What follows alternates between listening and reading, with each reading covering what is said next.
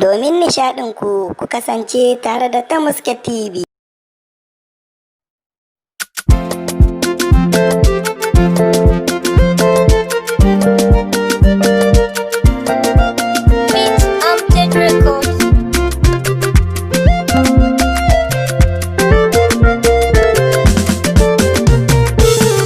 Kalmar so tana nufin abin da zuciya ta so, amma ana wa ɓangaren raine da rayuwa.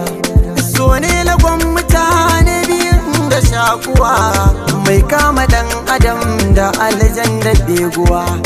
Domin mu gane so sai mun ƙara nutsuwa, don dole so shi ke kai mu kokowa. Ina da tambaya, menene farin ciki, mene bakin ciki, ni so zana saki.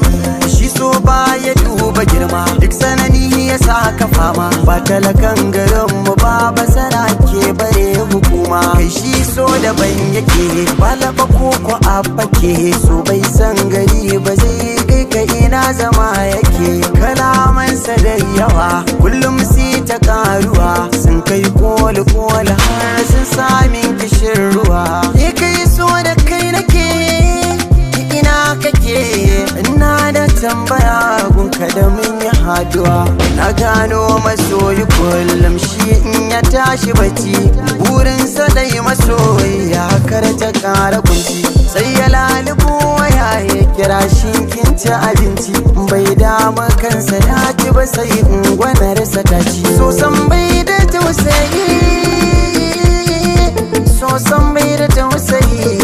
In yi taɓa rigaza amsar sai ta fada na yi. Ba tsoro yake ba shi ma, sannan bai gudun wasu ma. Zai iya tada 'yan adam duk sayaddan yana da girma. Kullum na tunani sai in ba wasu ma'auni, amsa ta gare shi kullum sai ta fito da rauni. Ban gane so ba, ban san ya yake ba, abinda na dan fahimta kansa ne ban rufe ba.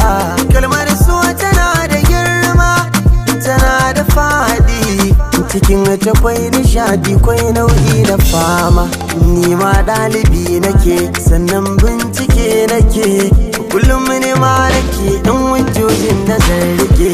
Ba dare da rana na tambaya wa kaina, shi menene so menene ba hadiyana. Amsa guda na san da so sila ne, kuma ma haɗi ne ga wanda duk ya gane.